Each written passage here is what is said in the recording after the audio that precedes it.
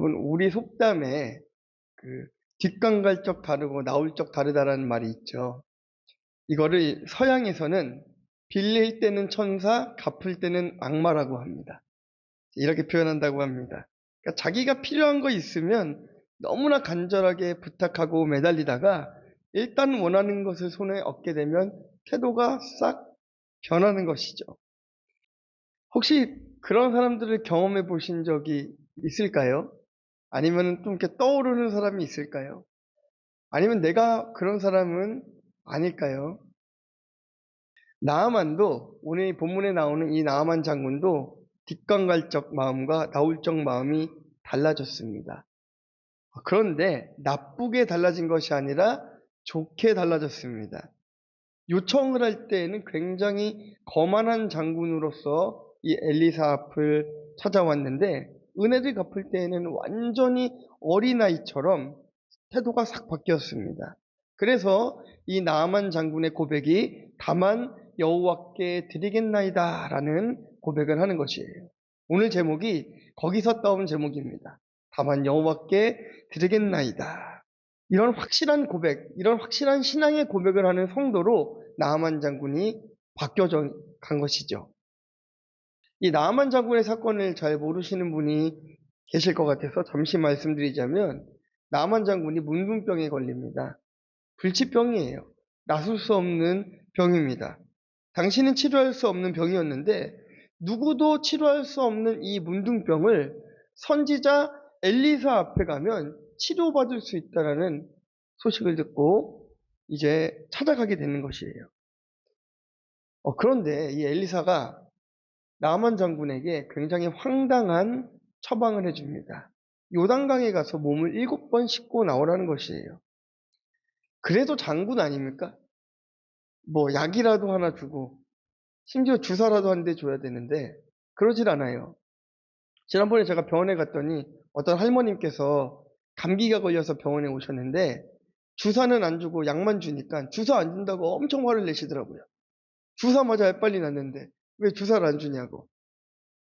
나만 장군도 뭔가 눈에 보이는 처방을 원했을 거 아닙니까? 약을 받던지 아니면은 뭐 뭔가 특별한 비법 이런 것들을 원했을 텐데 그 장군에게 요단강에 가서 7번 몸을 씻으라는 것이에요. 처음에는 그게 너무나 무시가 됐고 그게 너무나 불만족스러웠지만 이 나만 장군이 결국 자신의 고집을 버리고 요단강에 몸을 씻은 후에 문둥병이 사라지게 됩니다. 그리고 난 이후의 말씀이 바로 오늘 말씀인 것이에요. 자, 오늘 본문의 말씀을 통해서 이렇게 확실한 신앙을 고백하는 삶에 대해서 생각해 보도록 하겠습니다. 자, 첫 번째는요, 하나님의 사람에게로 돌아와야 합니다. 우리 15절 말씀 함께 봉독하도록 하겠습니다. 시작. 나아만이 모든 군대와 함께 하나님의 사람에게로 돌아와서 그의 앞에 서서 이르되 내가 이제 이스라엘 외에는 온 천하에 신이 없는 줄을 아나이다. 청하건대 당신의 종에게서 예물을 받으소서 하니. 아멘. 자기 나병이 깨끗하게 낫게 된 나아만은 아마도 뒤도 보지 않고 전자동으로 모든 군대와 함께 자신이 본래 살고 있던 아람으로 직행을 했나 봅니다. 그러니까 도로 왔다라고 하는 것이겠죠. 근데 사실 나병 치료에 대해서 빚진 게 없다라고 여길 수도 있어요. 이 나아만 장군이. 왜냐하면 많은 예물을 가져왔으니까 말입니다. 그런데 가다가 다시 돌아와서 어디에 서 있습니까? 하나님의 사람 앞에 다시 섰어요. 이 나아만 장군이.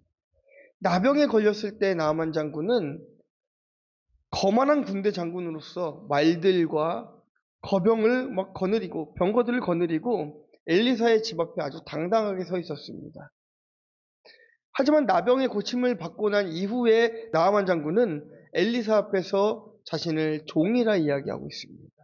그래서 당신의 종에게서 이 예물을 받으소서라고 이렇게 고백하고 있습니다.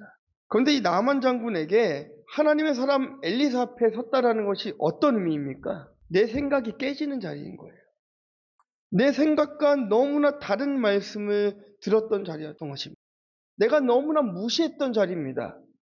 나아만 장군이 엘리사 앞에 섰을 때 엘리사가 큰 능력과 기적을 베풀 줄 알았는데 그것이 아니라 말도 안 되는 요단강에 가서 몸을 씻고 오라는 처방을 내렸을 때에 이 나아만 장군은 분노했고 너무나 무시하게 되었고, 이게 무엇인가 불만으로 가득 찼다라는 거예요. 황당한 처방에 화가 났던 자리, 분노하며 떠났던 자리, 자신의 자존심만 내세웠던 그 자리, 다시는 오고 싶지 않은 그런 자리였던 것입니다. 하지만 너무 화가 나고 너무 찌질해서 무시가 되지만 하나님의 사람의 말대로 했더니 어떻게 됐습니까? 그대로 되었습니다. 하나님의 사람 말대로 했더니 나아만이 기적을 경험하게 된 거예요. 여기서 끝났다면 오늘 본문은 있지도 않았을 것입니다. 나아만은 기적 앞에서 생각했습니다. 하나님의 사람을 무시했던 자기의 교만함과 자신의 거만함을 생각했던 것이에요. 아바나와 바르바를 자랑하면서 요단강을 무시했던 것을 생각했고, 아람의 신 림몬을 숭배하면서 엘리야가 섬기는 하나님을 우습게 여겼던 자신의 거만함을 생각했습니다. 한 걸음 더 나아가서 나아만은 내 생각이 옳다는 거만함의 자리에서 내려와서 이제는 장군의 자존심을 버리고 종으로서 살아가기를 고백하고 있는 것이에요.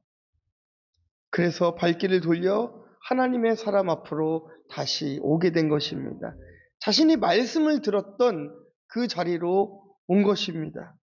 자신의 생각에서 벗어난 그 나아만은요, 그냥 그렇게 머문 것이 아니라 하나님의 백성으로서 자신의 삶의 가장 윗자리를 하나님 앞에 내어드렸어요. 아주 중요한 신앙의 고백이 된 것입니다. 이것이 바로 죄에서 돌이켜서 하나님의 사람이 말씀의 자리로 돌아오는 회개라는 것이에요. 회개라는 것은 단순히 죄를 고백하는 것이 아닙니다. 죄를 깨닫는 것이 아닙니다. 죄를 반복하지 않겠다라고 결단하는 것이 회개가 아니라 그것을 고백하고 말씀의 자리로 다시 돌아오는 것이 회개인 것이에요. 그러니까 가끔 그런 사람들이 있습니다.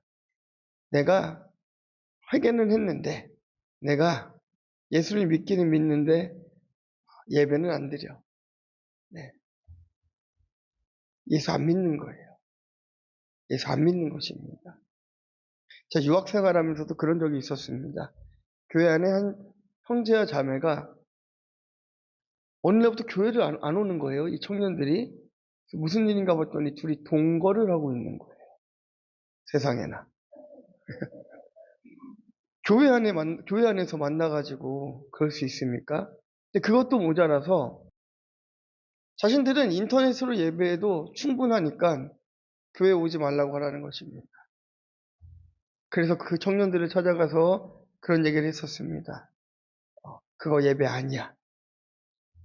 그거 하나님을 사랑하는 거 아니야. 그거 믿음 아니야. 너네들 잘못 생각하고 있는 거야. 돌이켜야 돼. 단호하게 얘기해 준 적이 있었습니다. 나아만 장군은 자신의 삶을 완전히 돌이켜버렸어요. 그냥 깨닫는 거에서 멈추는 것이 아니라 길을 걸어가다가 돌아와서 하나님의 사람 앞에 딱 서가지고 내가 당신의 종입니다라고 딱 고백하고 있지 않습니까? 이게 믿음 아닙니까? 이게 회개 아닙니까? 죄를 고백하고 오픈하는 것 이것만이 능력이 아니라 말씀이 능력이에요. 죄를 드러내는 것은 말씀이 우리의 죄를 드러내고 죄를 인정하게 한다는 것입니다. 그러니까 말씀이 능력인 이유는요, 말씀을 통해 우리가 주님을 만나기 때문인 것이에요. 듣기 싫었던 말씀대로 행했더니 기적이 일어난 나아만이었습니다. 그래서 엘리사에게 돌아와서는요, 엘리사 선지자님 정말 감사합니다 이렇게 말하지 않았어요. 엘리사 선지자 앞에 딱 서가지고 뭐라고 얘기했습니까? 신앙의 고백을 해요. 내가 이제 이스라엘 외에는 온전한 신이 없는 줄 아나이다. 이런 고백을 나아만이 하는 것입니다. 뭔가 머리로 희미하게 알았던, 그냥 귀로만 들었던, 풍문으로만 들었던 그 하나님을 이제는 내 삶의 유일한 주님으로서 나아만이 받아들이게 된 것입니다. 이렇게 하나님을 향한 신앙 고백이 진짜면 하나님 앞에 아낌없이 드리고자 하는 마음들이 솟구쳐 오르는 것이에요. 그런데 나아만이 하나님의 사람에게 예물을 드렸다고 하는데 그 예물은 선물이나 답례가 아니었습니다. 이 예물이란 단어는요, 히브리어로 베레카라고 그래요. 베레카. 바라크라는 말은 많이 들어보셨을 거예요. 복이라는 의미인데 바라크는 동사고 베라카는 명사입니다. 바라크로 하면은 무릎 꿇다, 예배하다, 복을 내리다 이런 의미라고 한다면 이제 베라카라고 하면은요, 무릎 꿇고 예배하는 복으로 드렸다라는 거예요. 더 쉽게 말씀드리자면 예물을 드리는데 그냥 돈을 드린 것이 아니라 내 마음을 담아서 하나님 앞에 예배하는 마음으로 나의 온 힘을 다해서 주님 앞에 예물을 드렸다라는 것이에요. 나만이 그랬다라는 것입니다. 그것은 우리가 상상할 수 없는 하나님이 주신 놀라운 복이었던 것입니다. 하나님이 고쳐주신 은혜에 감사해서 말씀을 통해 하나님이 나를 만나주신 그 은혜에 감사해서 하나님께 예배하는 마음으로 나아만 장군이 예물을 드렸다는 것이에요. 제가 예전에 그런 기도를 드린 적이 있었어요. 하나님 저에게 정말 물질을 많이 맡겨주시면 제가 남김없이 선한 사역에 사용하겠습니다라고 주님 앞에 기도한 적이 있었습니다. 그런 저에게 선교 사역을 하면서 물질로 큰 어려움 없이 사역할 수 있도록 하나님께서 도와주셨고 그 약속을 지키셨습니다. 문제는 우리 속담에 뭐라고 했습니까? 제가 뒷간에 갈 적이 다르고 나올 적이 다르다고 했는데 그게 혹시 여러분입니까? 라고 제가 여쭤봤죠. 그게 저였습니다. 제가 그 다른 사람이었던 거예요. 하나님께서 물질을 막상 주시니까 이거를 선한 사역을 위해 써야지라는 생각보다 먼저 떠오르는 생각이 뭐였을까요? 뭘 좀 먼저 살까? 집을 좀 사야 되나? 차를 좀 바꿔야 되나? 내 필요부터 생각이 나는 거예요.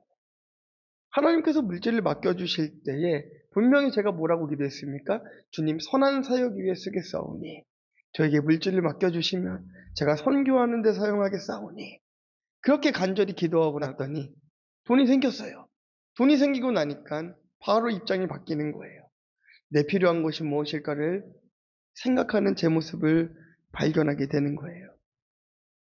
그리고 그런 마음을 품고 그렇게 조금 살아가려고 하니까 또 사업이 조금 어려워지더라고요. 근데 다시 마음을 돌이켜 주님 앞에 회개하고 하나님 선교하는 사역들에 사용하겠습니다라고 기도했을 때에 다시 하나님께서 회복시켜 줬다는 것이죠. 그러니까 나만 장군이 예물을 들고 하나님의 사람에게 도로 돌아온 것은 그냥 예물이 아니라 자신에게 가장 귀한 것을 드리고 싶었던 거예요. 나만 장군이 하나님이 돈이 없어서가 아니라 지금 자기가 가지고 있는 것 중에 가장 귀한 게 무엇인가 생각하고 그게 예물이었기 때문에, 물질이었기 때문에 그것을 하나님 앞에 드렸던 것입니다. 그렇다고 저에게 돈을 들고 찾아오라는 말씀은 아닙니다. 용인에 있는 한 교회에 장로님의 이야기가 있어요. 제가 선교지에 오래 있다 보니까 이런 목사님, 장로님들, 신학생들, 또 여러 교회의 사람들을 많이 만나게 되었어요. 그 장로님께서 용인에 한 교회인데 사업이 아주 크게 번창했다고 합니다. 또 11조도 아주 넉넉하게 할 수 있을 만큼 그렇게 복을 많이 받았다고 합니다. 근데 어느 날 목사님과 좀 다툼이 있으셨대요. 근데 그러고 나서 집에 가서 생각해 보니까 아니 내가 생각해 보니까 지금 목사님도 내가 지금 하고 있는 11조로 살고 있는 거 아닌가? 라는 생각이 들더라는 거예요. 그래서 목사님을 찾아가서 따졌답니다. 이것도 다 우리 돈으로 먹고 사는 건데 어떻게 나한테 이럴 수 있습니까? 따졌대요. 그 교회를 떠났답니다. 근데 그러고 나서 얼마 안 있다가 한 6개월이나 지났을까요? 사업이 부도가 나고 좀 어려움을 겪게 됐어요. 근데 그때 이분이 예수를 떠났다면 이분은 진짜 신앙인이 아니죠. 그런데 그때 나아만 장군과 같이 어디로 갔습니까? 다시 하나님의 사람 앞으로 돌아갔어요. 목사님을 찾아가서 용서를 구하고 목사님도 따뜻하게 그를 안아주시고 그때 다시금 장로님의 사업이 살아나고 교회를 이전보다 더 열심히 섬겼다라고 합니다. 중요한 것은 우리가 가던 길을 멈추고 그 자리에 서서 주님 앞에 드리는 것이 아니라 돌아와야 돼요. 어디로요? 말씀의 자리로. 하나님의 말씀을 듣는 자리로 돌아와서 주님 앞에 드릴 때에 하나님께서 남은 인생들을 더 책임져 주실 것입니다. 자, 두 번째는요. 다른 신에게 드리는 일을 멈춰야 합니다. 16절입니다. 시작.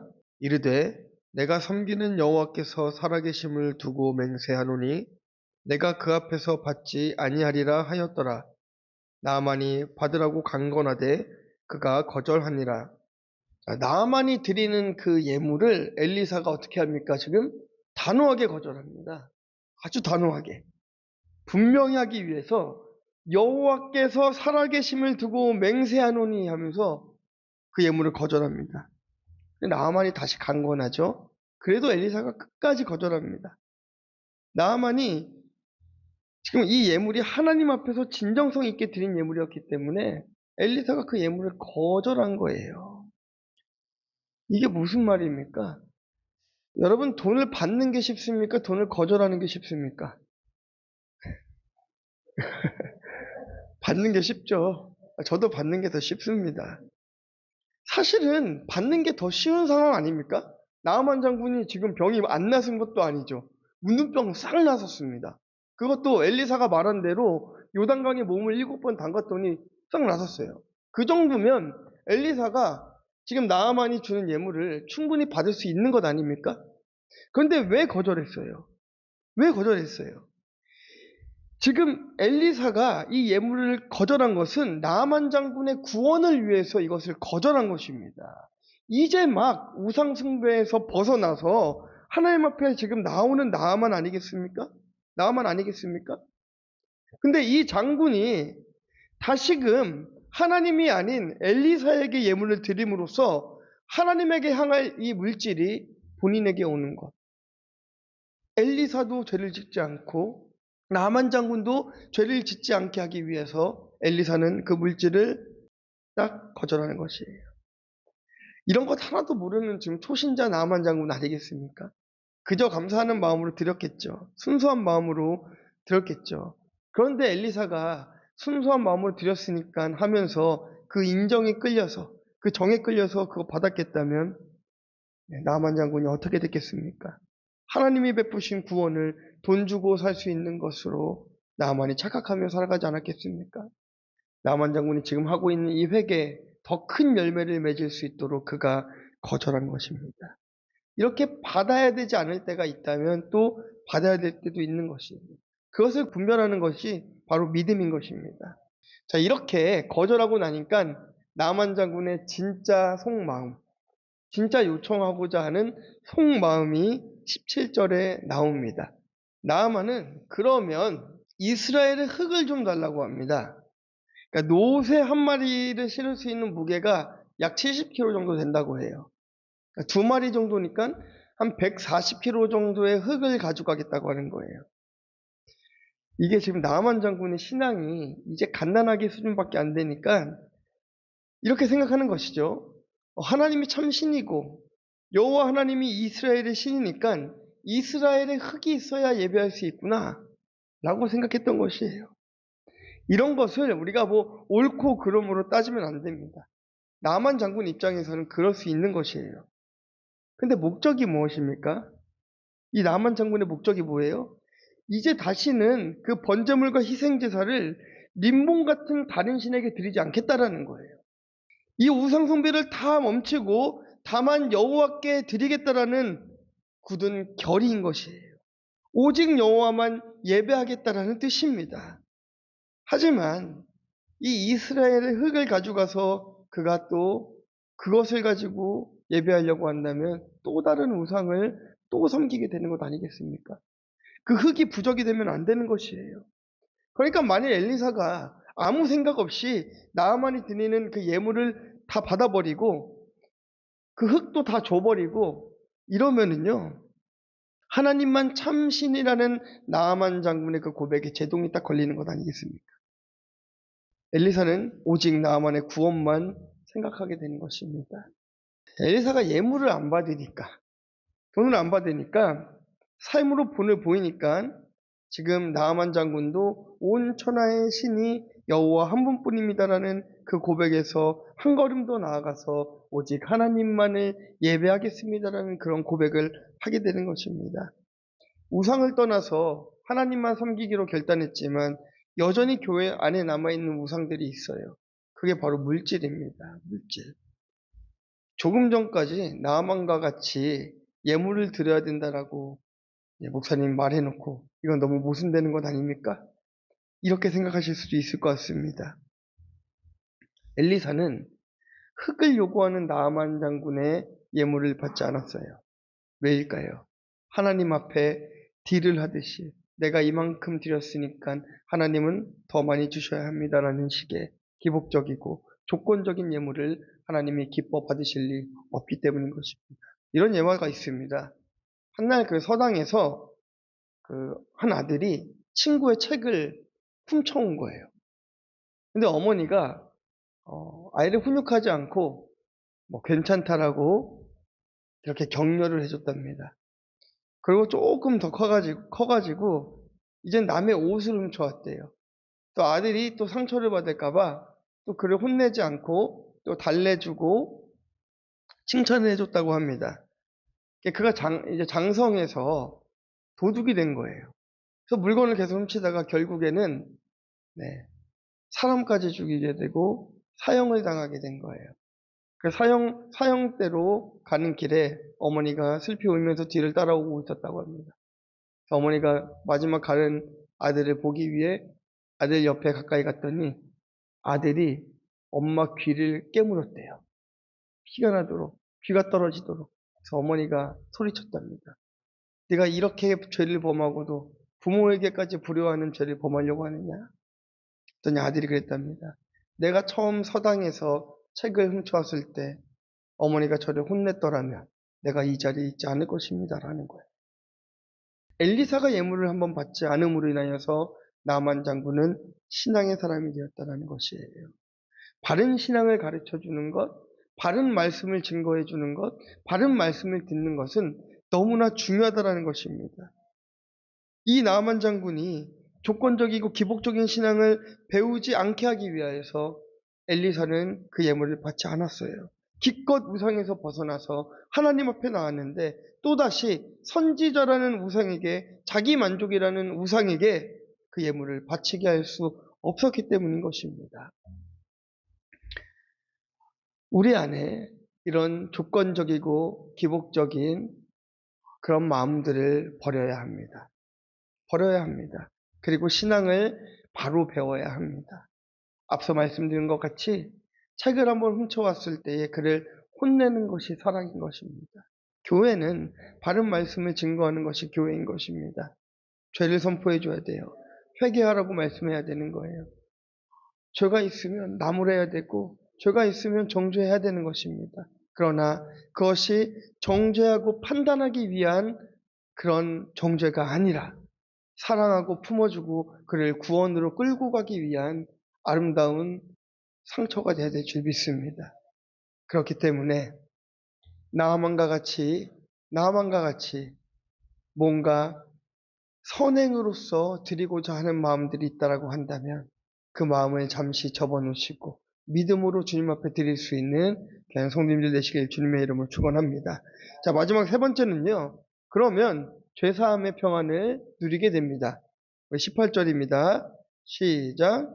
오직 한 가지 일이 있사오니 여호와께서 당신의 종을 용서하시기를 원하나이다. 곧 내 주인께서 림몬의 신당에 들어가 거기서 경배하며 그가 내 손을 의지하심에 내가 림몬의 신당에서 몸을 굽히오니 내가 림몬의 신당에서 몸을 굽힐 때에 여호와께서 이 일에 대하여 당신의 종을 용서하시기를 원하나이다 하니. 아멘. 나아만 장군이 걱정이 태산입니다. 생각해 보니까 지금 다 좋았어요. 병도 났었죠. 하나님도 이제 믿게 되었죠. 이제 문제가 뭐예요? 다시 아람으로 돌아가면은 림몬신을 다시 섬겨야 되잖아요. 걱정이 태산인 거예요. 국가의 녹을 먹고 있기 때문에 얼마나 걱정이 많은지 림몬 몇 번이 나옵니까? 참 말씀 안에 림몬이라는 말이 너무나 많이 나와요. 이런 것과 같습니다. 이제 내가 예수 믿었는데, 이제 제사는 어떡하지? 당장 다음 주에 제사가 있는데, 그 다음 주에 또 제사가 있는데, 초신자분들 중에 이런 고민하시는 분들이 너무나 많아요. 그러니까 흙을 달라고 부탁한 나아만은 이제 한 가지를 더 부탁하는 거예요.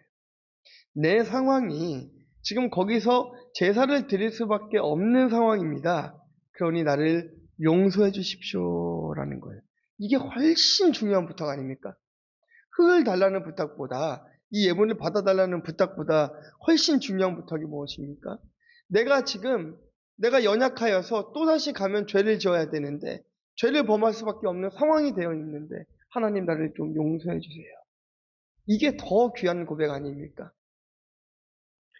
집에 돌아가면 아람 장군 그 대장군으로서 국가 행사에도 참석하게 될 것이고 아람신 림몬의 신당에 들어가서 어쩔 수 없이 허리를 숙여야 될 일들이 생긴다는 것이에요.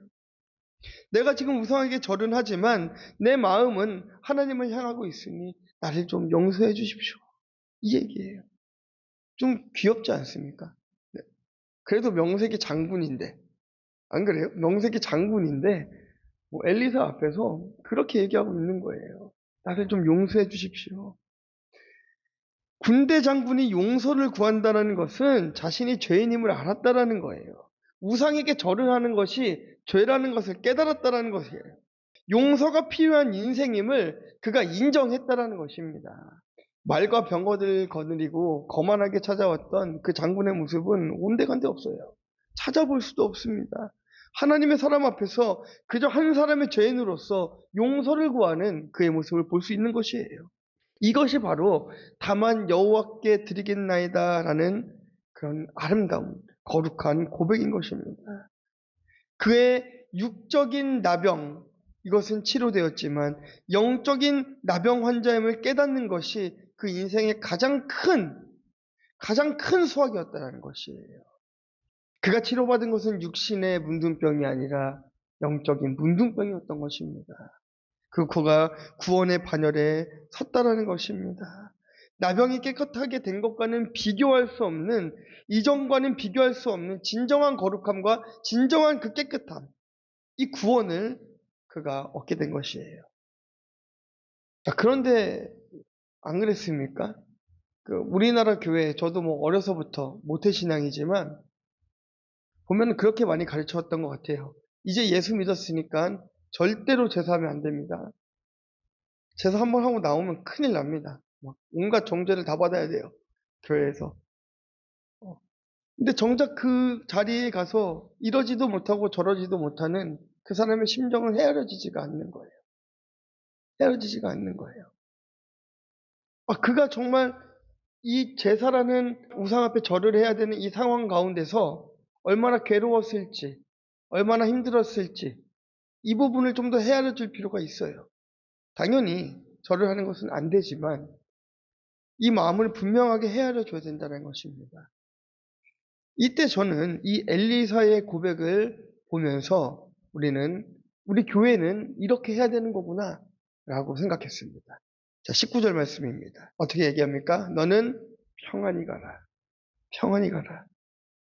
오늘 우리가 기도할 때에 주님 저를 용서해 주세요. 그렇게 기도할 때 하나님께서 우리에게 평안히 가라 말씀하실 줄 믿습니다. 종으로 살겠다고 결단했으니까 이제 자신이 살던 일상으로 돌아가지만 불안과 염려와 걱정은 다 버리고 이제는 주님이 주시는 평안, 샬롬을 가지고 살아가라는 것입니다. 나만 장군이 아람으로 돌아가서 다시금 우상 앞에 섰을 때 이전과는 다를 것입니다. 이전에는 그것을 너무나 당연하게 했지만 이제는 그것이 마음의 찔림이 되었을 것이고 이것들이 반복되다 보면 어떻게 되겠습니까? 결국 그 자리를 떠나 주님 앞에 돌아오게 되는 것이에요. 하나님의 종인 엘리사는 그에게 평안히 가라라고 고백하였습니다. 고난 가운데 이제 말씀을 듣고 인생의 방향을 전환해서 하나님께 나오면 우리의 인생은 평안의 인생으로 바뀔 줄 믿습니다. 결론입니다. 나만 장군은 나병에 걸렸습니다. 나병에 걸렸습니다. 우리는 나병에 걸려 있지는 않아요. 치료할 수 없는 불치병에 걸려 있는 사람은 없습니다. 그런데 나아만 장군보다 더한 영적인 나병이 우리 안에 있을지도 모르겠습니다. 우리는 그 병을 치료해야 됩니다. 누구든지 그리스도 예수 안에 있으면 새로운 피조물이라고 말씀하셨습니다. 저주의 인생에서 평안의 인생으로 바뀌는 것, 그것이 다만 여호와께 드리겠나이다라는 고백 가운데 이루어진 나만 장군의 축복이었습니다. 하나님의 용서 없이 살 수 없는 인생임을 이제는 우리가 인정해야 합니다. 하나님의 용서 없이는 살 수 없고 내가 용서할 수 없는 사람도 없다라고 우리는 깨달아야 합니다. 그러므로 삶의 평안을 누려야 됩니다. 다만 여호와께 드리겠나이다라는 신앙 고백, 우상으로부터 떠나겠습니다라는 신앙 고백, 내 삶의 방식으로부터 벗어나서 예배하는 삶으로 돌아오겠습니다라는 이 신앙 고백이 우리 안에 있어야 됩니다. 그러므로 하나님의 사람에게 먼저 돌아와야 됩니다. 우리의 마음이 하나님을 떠났다라고 한다면 다시금 마음을 돌이켜 교회로 찾아오시기를 주님의 이름으로 축복합니다. 삶의 우상을 제거하시기를 주님의 이름으로 축원합니다. 내 삶의 우상은 단순히 물질만이 아닙니다. 남편이 될 수도 있어요. 내 아내 혹은 내 아들, 내 딸, 내 자녀가 될 수도 있습니다. 혹은 성공이 될 수도 있습니다. 내가 하나님보다 사랑하는 모든 삶의 우상들을 내 인생 가운데 제거해야 됩니다. 그러면 죄사함의 은총을 받게 되고 나만 장군과 같이 구원의 기쁨을 누리는 우리 성도님들이 될 줄 믿습니다. 또 그렇게 되는 우리들이 되기를 주님의 이름으로 축원합니다. 우리 나만 장군의 처음 모습을 한번 기억해 보세요. 굉장히 교만하고 거만한 모습으로 왔습니다. 대부분의 그 초신자들, 처음에 이제 예수를 아직 안 믿을 때에 보통 우리가 공과를 하거나 새신자 교육을 하러 올 때 보면 전부 다 하나같이 자신이 죄인됨을 부정합니다. 네. 나는 살면서 큰 죄 짓고 살지 않았습니다. 난 법 없이도 살았던 사람입니다. 네. 다 그래요. 많이들 그렇습니다. 네. 우리가 안 그런 척 다 앉아있지만 우리가 우리 인생을 돌아봐도 그러실 수 있어요. 나는 그렇게 크게 죄 지으면서 살아간 것 같지는 않은데 그런데 왜 하나님은 나를 죄인이라 하실까? 네. 우리는 모태로부터 죄인이기 때문이죠. 네. 모태로부터 죄인이기 때문인 것입니다. 나만 장군이 이것을 깨달았을 때 비로소 하나님을 만나게 되었습니다. 우리 이 시간 함께 기도하기 원합니다. 하나님, 죄를 깨닫게 하여 주시고 나만 장군과 같이 교만한 자리에 있다 할지라도 다시 마음을 돌이켜 하나님의 사람에게로 돌아올 수 있는 은혜 허락하여 주시고 죄사함의 은총을 누릴 수 있도록 도와주시고 그러므로 하나님께서 주시는 구원의 복과 이 땅에서 받을 수 있는 놀라운 축복의 은혜를 다 경험하는 우리들이 되게 하여 주시옵소서. 함께 기도하도록 하겠습니다. 하나님 감사합니다.